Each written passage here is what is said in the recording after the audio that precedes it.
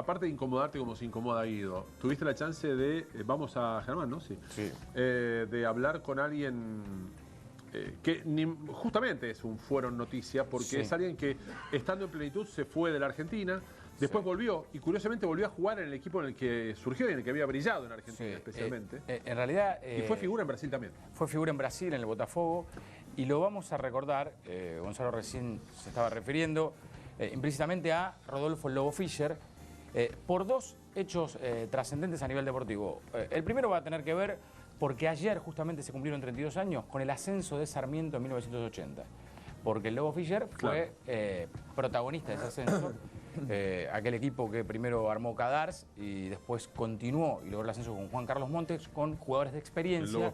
El León Espósito, Hernando Arena, Polo, Pere Mateu, Peraca, jugaba Glaría, jugaba, bueno, también, estaba también el Tigre Gareca. El Toti Iglesias, perdón. El Toti Iglesias, Gareca va para el Metro para la primera división, el campeonato que gana Boca. Para el Metro, porque el Nacional lo juega en Boca. Exacto. Y en ese torneo, el Lobo Fischer, después de estar en San Lorenzo, había retornado de Brasil, decide jugar en Sarmiento de Junín. Y se consolidan faltando 4 fechas en lo que es la punta, un torneo de primera vez muy reñido, con 20 equipos participantes, o sea, se disputaron 38 encuentros, y consigue el ascenso un Lobo Fischer que fue expulsado en un partido frente a Chacarita en la primera rueda por pegarle a Claudio Batalla. Y creo, Gonzalo, si no me equivoco, que le dieron más de 8 fechas a Lobo Fischer.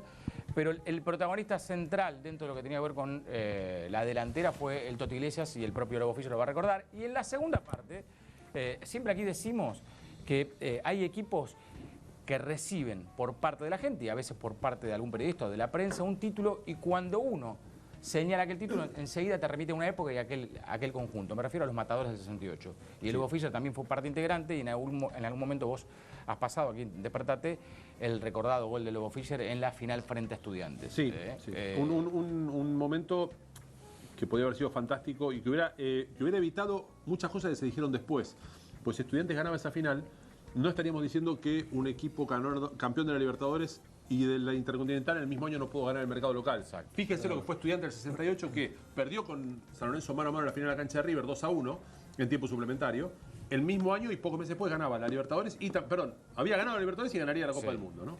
Si les parece, compartimos esta primera parte haciendo alusión a aquel Sarmiento del 80 que increíblemente después, con el resultado opuesto, comenzó o empezó muy mal el torneo porque perdió los 2 primeros partidos frente a Argentino de Quilmes 3-1 y 5-1 frente a Atlanta, pero después termina ganando el certamen faltando 2 fechas para el final. Le gana a Chacarita 2-1 en Junín, se consagra campeón y asciende a la primera división. Así que el recuerdo con el Lobo Fischer de ese equipo, un Lobo Fischer que no es muy afecto a dar entrevistas.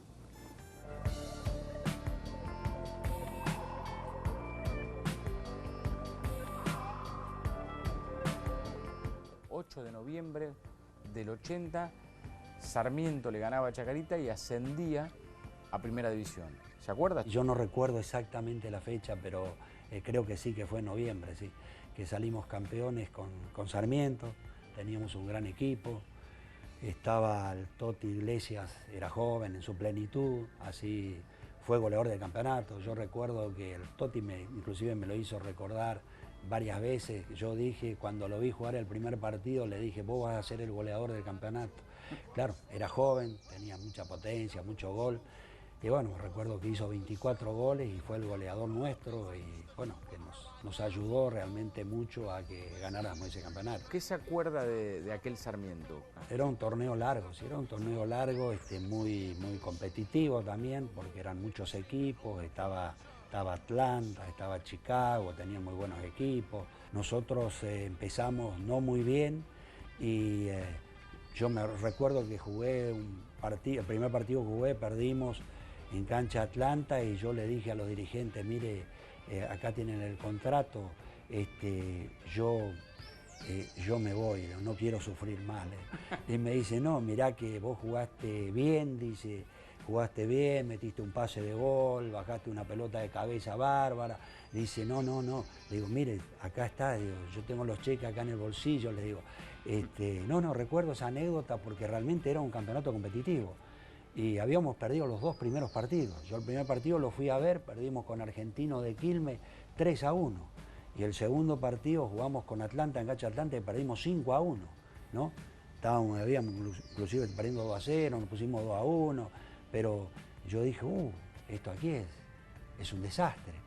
Y bueno, pero después no, después empezamos a ganar y a empatar y tuvimos creo que prácticamente 18 fechas, hubo un momento que tuvimos 18 fechas, es decir, una rueda entera, a partir de no sé qué partido, que no perdimos, ¿no?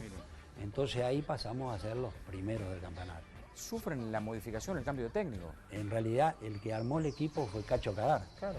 Cacho era muy buen técnico y qué sé yo, pero las cosas no salían. Los primeros partidos se empezó a ganar algún partido, pero se empataba al partido siguiente. Y bueno, hasta que por presiones, como generalmente se da en el ambiente de fútbol, ¿no es cierto? El primero el fusible es el técnico, ¿no? Y bueno, cambiamos de técnico y a partir de la llegada de Juan Carlos Montes, todo se cambió, ¿no? Las cosas se revirtieron y empezamos a ganar. Usted, Rodolfo, yo estuve revisando también, jugó en aquel campeonato largo 19 partidos, convirtió 4 goles. Sí, exacto. ¿Tuvo lesiones? O sea, sé que lo expulsaron un partido. No me expulsaron un partido en cancha de Chacarita. Bueno, tuve la mala suerte de que en un momento había un chico de Chacarita, digo chico porque era joven en aquel momento, me estaba agarrando y permanentemente, bueno, me pegué un codazo con tan mala fortuna que bueno, hubo una pequeña fractura de por medio, ¿no? Que eso lo recuerdo siempre. Y bueno, en realidad el referee ni me lo vio, ¿no? Ni lo vio. Él me vio el Liniman y bueno, a instancia del Liniman me expulsaron, así que tuve varias fechas sin jugar, ¿no? Me dieron 12 fechas. 12 fechas, me dieron 12 fechas y bueno, y otros partidos que estuve lesionado, claro. Algunos que no había jugado de entrada, así que bueno, en realidad jugué, digamos, la mitad del campeonato. Pero bueno, la verdad que cuando jugué pude hacerlo en buena forma, así que tenía muy buenos compañeros, un gran equipo, éramos un grupo de muchachos muy unidos. Recuerdo que nosotros inclusive lo decíamos, que era quizás el año más lindo que habíamos pasado juntos, ¿no? Entre nosotros, porque éramos muchos muchachos ya grandes, ya prácticamente próximos a dejar la actividad y realmente pasamos un año muy lindo en Junín.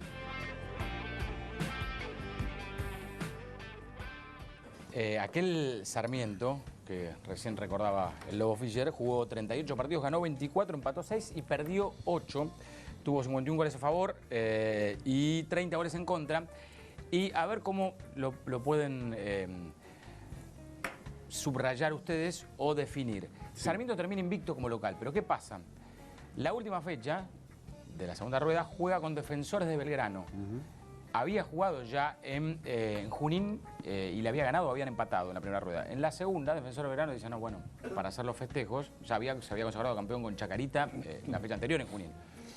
Resigna la localía, pero no pierde su condición de local. Y pierde Sarmiento. Claro. Perdió el invicto, entonces podemos decir. Bueno, totalmente. Porque en las estadísticas, en algunas estadísticas figura como que no perdió ningún partido, pero sí ese Sarmiento pierde el último encuentro. Y el Lobo Fischer, reiteramos, se perdió una gran cantidad de partidos por la expulsión y algunos estuvo lesionado, pero fue parte importante y todavía en Junín lo recuerdan ese equipo que logró el ascenso. Pero hay... Nos encantaría agradecerle a Rodolfo, sí. Pero sabemos que no se va a enterar si no se lo cuentan porque no tiene cable.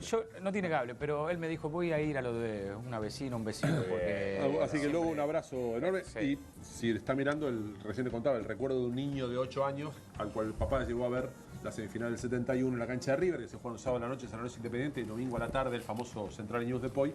El Lobo hace un gol de cabeza histórico sobre la hora para que San Lorenzo empate y después gane por penales hasta llegar a la final, que bueno, finalmente perdería con Central. Bueno.